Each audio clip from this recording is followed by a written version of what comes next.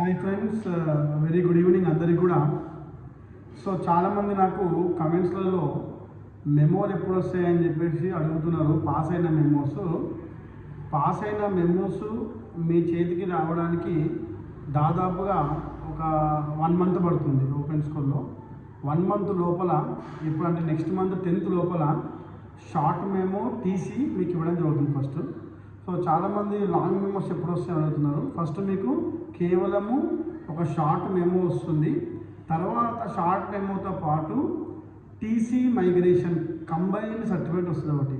TC అంటే ఏంటంటే, ఇప్పుడు మీరు మామూలుగా ఓపెన్ స్కూల్ స్టూడెంట్స్ కాబట్టి మీకు టీసీ అవసరం అవుతుంది. మైగ్రేషన్ ఇస్తారు. అందులో ఏముంటుందంటే, ఈ పలానా స్టూడెంట్ సన్ ఆఫ్ ఈ ఇయర్లో ఎస్ఎస్సి కానీ ఇంటర్మీడియట్ పాస్ అయ్యాడు, ఇతను రేపు పొద్దున్న లా ప్రకారంగా ఎటువంటి గవర్నమెంట్ జాబ్ పైన ఎలిజిబుల్, అలాగే హయ్యర్ ఎడ్యుకేషన్కి ఈయన ఎలిజిబుల్ అని చెప్పేసి ఒక మైగ్రేషన్ సర్టిఫికేట్ ఇస్తారు.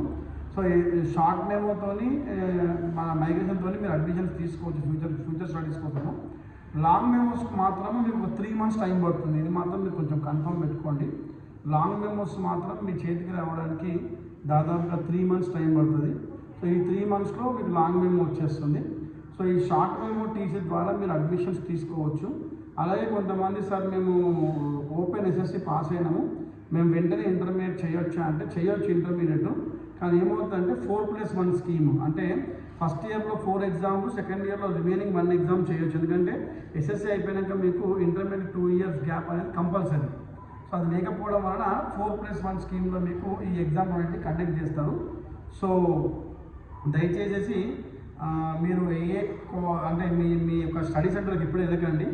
దాదాపుగా 1 month టైం పడుతుంది.